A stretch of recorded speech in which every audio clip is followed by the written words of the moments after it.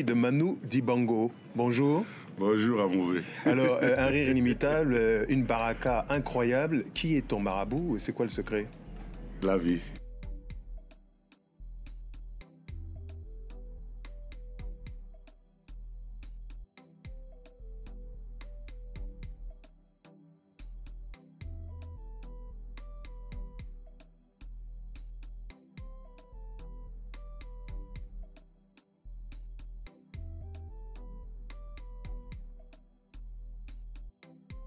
Comme on dit en glo-glo de Côte d'Ivoire, un phénomène phénoménal, Aya Nakamura.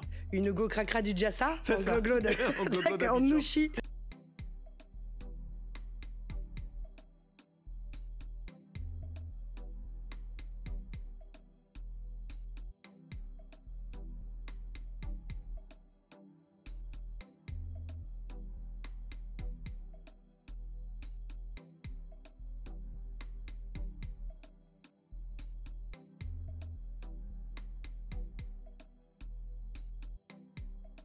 De cette cérémonie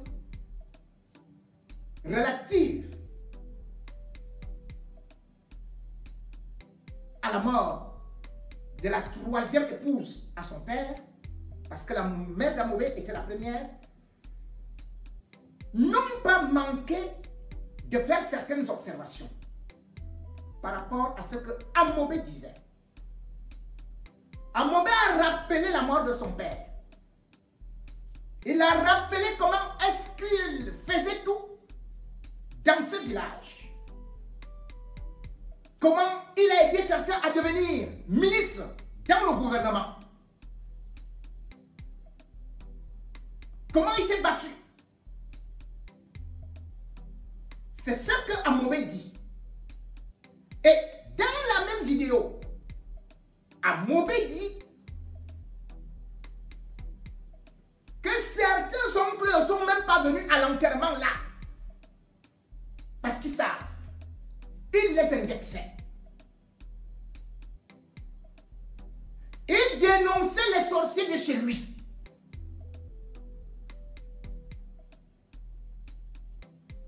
Ceux qui sont cartésiens vont dire qu'Amobé délirait. Ceux qui sont cartésiens vont dire que la sorcellerie n'existe pas. Sorcellerie, comme je vous ai dit, ça vient de sourcier qui se transforme en sorcier. Et ce n'est pas un mot camerounais. C'est un mot qui existe dans toutes les traditions. Même occidentales. Que les Africains fassent donc semblant de ne pas y croire. C'est juste parce qu'ils veulent mettre les autres dans le noir. Et parce qu'ils veulent profiter de ce noir-là, de votre ignorance, de votre crédulité, que quand vous arrivez au village, vous ne vous sentez pas en danger. Vous ne vous protégez pas. Vous les embrassez. Et vous ne savez pas que parmi eux, il y a ce qu'on appelle les mangeurs d'âmes.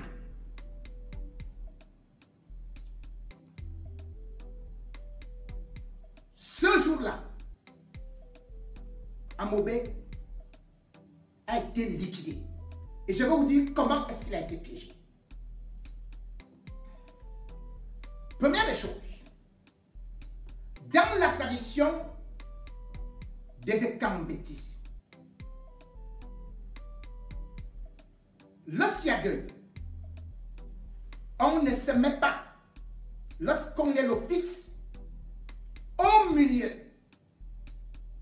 Parce que cela, tout autour, c'est une grande séance de grand mysticisme qui est en train de se passer. Première des choses, on tape le tam-tam. Et le yanga, ce cri strident appelle les esprits.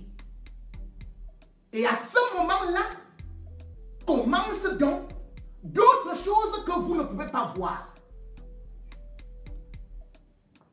Et nous arrivons donc sur d'autres contextes qu'il faut expliquer pour que peut-être les sorciers soient démasqués, parce que ce sont les choses de ce qu'on appelle comme des sectes.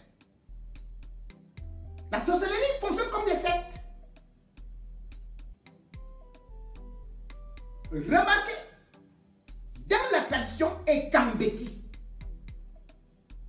ce qui se passe, première des choses, il y a un patriarche qui a la canne. Cette canne n'est pas un jouet. Et avant de prendre la parole, c'est-à-dire que c'est un rite initiatique qu'il subit. Et ce patriarche est désigné par d'autres patriarches de telle sorte que quand il se lève, il ne prend pas directement la parole. Pour se lever, et il y a quelqu'un qui doit se tenir derrière lui. On appelle ça, dans les sociétés secrètes, le vaguemestre. Le vaguemestre est celui qui doit être à moins d'1 mètre de celui qui prend la parole. Ce vaguemestre, c'est soit le chef qui tient la canne, ou il délègue quelqu'un d'autre.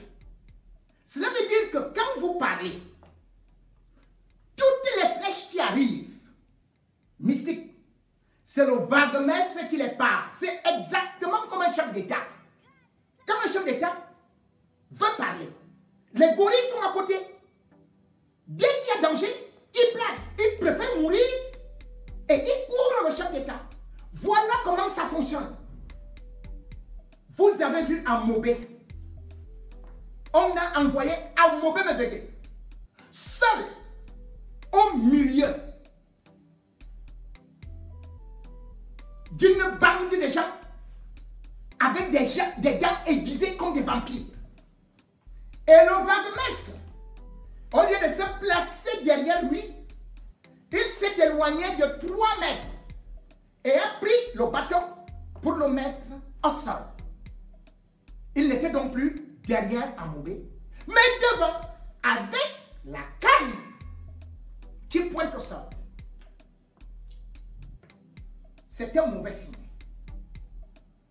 Je dois vous dire que dans chaque chose, lorsque vous allez dans ces cérémonies, chaque geste est étudié. On ne prend pas la parole sans invoquer les ancêtres. Et le vaguemestre, ou celui qui prend la parole, doit le faire. Et voici comment ça se fait. Il va dire Mboktara, Mbogna, Mini Voglema, Mini Yabgama, et les autres répondent Hé. Ce qui veut dire qu'il invoque non seulement du côté maternel, mais aussi du côté paternel. Et on lui donne l'onction. Cette onction est inspirée de longues traditions égyptiennes. Parce que d'où sortent les bêtises. Vous allez voir pourquoi est-ce que nous tous nous agissons de la même façon. Dans les traditions. Je vais essayer un peu d'expliquer là. Je ne suis pas là pour donner des cours. Mais je suis là pour, parce que en tant que journaliste, je m'informe. Et je peux aussi informer ceux qui parfois croient que ces choses-là n'existent pas, qu'on est en train d'aller s'amuser. On leur dit, allez vous présenter au milieu des vieillards. Il arrive avec la veste, il dit, je suis fort, je suis ceci et cela. Mais on vous finit. Je suis là pour prévenir. Pour vous prévenir. Je demande à d'autres qui connaissent. Par exemple, moi j'ai lu le livre de la cosmogonie de Betty Nanga. Parce que les Betty Nanga, quand vous ne connaissez pas la cosmogonie, vous ne pouvez pas comprendre certains rituels tels que les vous ou les vous. Parce que ce soit chez les femmes, chez les Betty, chez les étoiles, c'est le même truc, on appelle ça vous. Mais en réalité, c'est la déformation de à vous. veut dire produire, multiplier. C'est-à-dire que l'égout en lui-même avait été conçu par nos ancêtres pour promouvoir, pour produire, pour devenir des génies.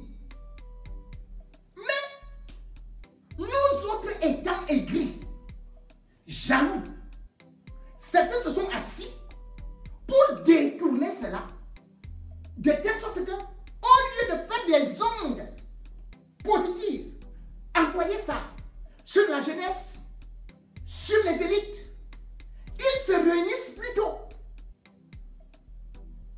dans les rituels pour aller manger, se livrer les élites de leur famille.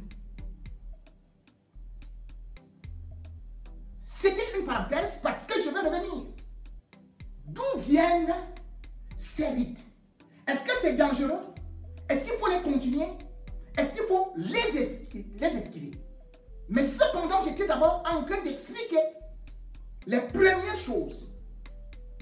Et quand on finit de parler, on attaque une formule. C'est-à-dire, si j'ai parlé ce petit peu, est-ce que je dois rester là? On te dit, c'est-à-dire non. Donc, il te donne l'autorisation de quitter. Tu ne peux pas venir de toi et de partir de toi-même. Comme j'ai regardé le cérémonial qui s'est passé, tous ces vieillards qui étaient assis là, et celui qui était devant Amobé, ils savaient jusqu'où ils l'ont piégé. Parce que déjà le père d'Amobé est mort pour des problèmes de terrain. Et quand il y a des problèmes de terrain dans une famille, on ne prend pas le fils héritier pour aller parler. On prend les oncles ou le patriarche. Ils le savent. Ils l'ont donc piégé. Ceux qui peuvent aller dire n'importe quoi, dites même qu'il a eu le cancer, la prostate, l'AVC et tout ça. Mais c'est des choses